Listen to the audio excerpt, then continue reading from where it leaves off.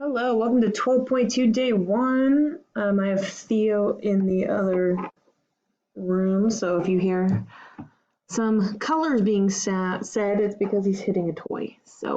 And hopefully he stays happy. Or some animal sounds, apparently.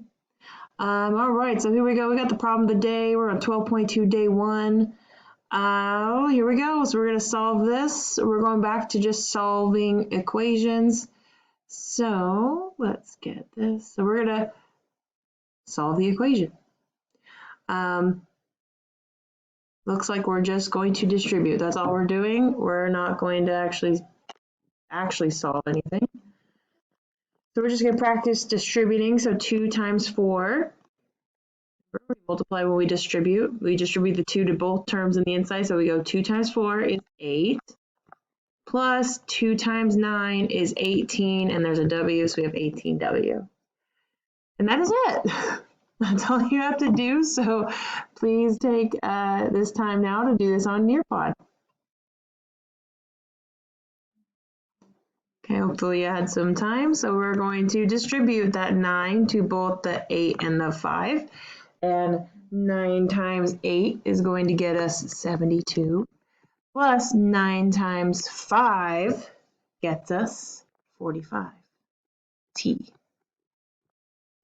And that's it. So hopefully you got 72 and 45T. That is all. We have practiced that distributive property. Remember to multiply. You cannot add the 8 and the 5 because that has a T and this one does not. And you need to multiply to both. Some kids just do the first one and don't do the second one. But that is it. So today we are going to be doing the converse of Pythagorean theorem. So before we had to figure out what A, B, or C was, this time you're going to get all the sides and we need to figure out if it actually makes a right triangle or not. So it's a lot easier than it sounds. So here's my example. So it says Lashandra used a grid paper to construct the triangle shown. What are the lengths of the sides of Lashandra's triangle? So let's see. Let's do the hypotenuse first. I got 1, 2, 3, 4, 5, 6, 7, 8, 9, 10. So I got 10 units by 1, 2, 3, 4, 5, 6 units. And the last side is 1, 2, 3, 4, 5, 6, 7, 8. 8 units. Notice my hypotenuse is always the biggest side here. All right, so we're going to use the converse of Pythagorean theorem to determine whether it's a triangle or not. So all we're going to do is we're going to plug these into the equation. So we got a squared, b squared, c squared. Remember, this is c, and then this one's either a or b. It doesn't matter which one. So we did c first. So c, we'll say a and b. So c squared goes at the end, so I'm going to put 10. And then 6 and 8, remember, it doesn't matter. We can do 6 or 8 and 6. And we are going to square these. So 10 times 10 gets us 100. 8 times 8, I believe, is 64. Oops.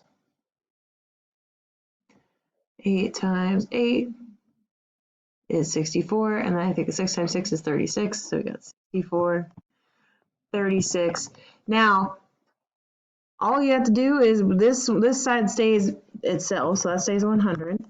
We just got to add these together. So 36 plus 64, 64 plus 36 gets us 100. So once you get down to this answer, if both sides equal each other, like we got here, we got 100 equals 100, then it is going to be a right triangle. If they equal each other, it equals a right triangle. If they don't equal each other, they are not going to equal a right triangle. And actually, I don't have it on here. It's on your homework. Let me bring up your homework. So it's actually, so if they equal each other, yes, it's a right triangle. Great, you're done. If the A and B side is smaller than the hypotenuse, so the hypotenuse is bigger, it's going to be obtuse. If basically the hypotenuse is smaller and this side is bigger, it's going to be acute. So if you always write the equation exactly how it's supposed to be, a squared plus b squared equals c squared. Then if the right side is bigger, it's obtuse. If the left side is bigger, it's acute. All right, and C is always the biggest side. So since they equal each other, it is a right triangle, so we don't need to do anything other than say, yes, it is a right triangle. So on your homework, you'd be saying right triangle.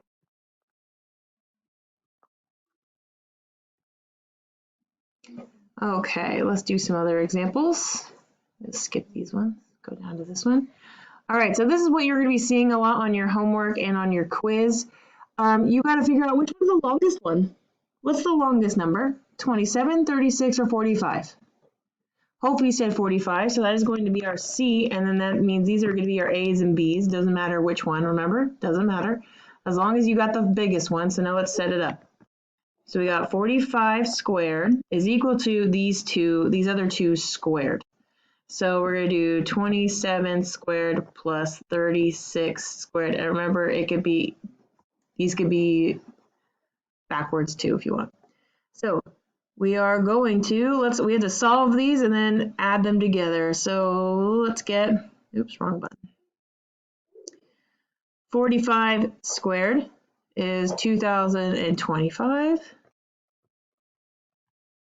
All right, and then we need 27 squared, 729, plus 36 squared. This is all calculator work, guys. 1,296. 1,296. Okay, now, work smarter, not harder. Leave that in the calculator, and we're going to add 729 to it. So look, I left it in the calculator. Press the plus sign. 729 equals 2025. Equals 2025. So since they are equal to each other, there's the same number on both sides. It is a right triangle. And we're done. All right, let's see what this one gets us. So which one's the longest one? 11, 18, or 21? Hopefully you said 21. So that is our C, and these are our, maybe I'll switch it up. This is A and this is B. Remember, it doesn't matter. So it's going to equal 21 squared and then 11 squared plus 18 squared. Let's see what we get. So 21 squared in the calculator. 21 squared gets us 441. 441 equals 11 squared, 121. Plus 18 squared, 324. All right, now we got to add these together, and then we're almost done. Now, if it equals 441, it's a right triangle. If it's bigger, then it's going to be an acute triangle, and if it's smaller, it's going to be an obtuse triangle. So we're going to take that 324 and add 121 plus 121 equals 445. 445 is equal to 441. Which one's bigger? 445 or 441?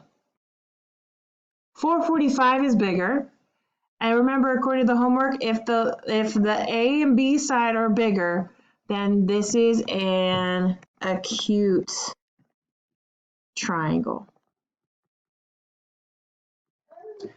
If this side, if the hypotenuse was bigger, it'd be an obtuse triangle. All right, so that is that. Then hopefully let me know if you have any questions.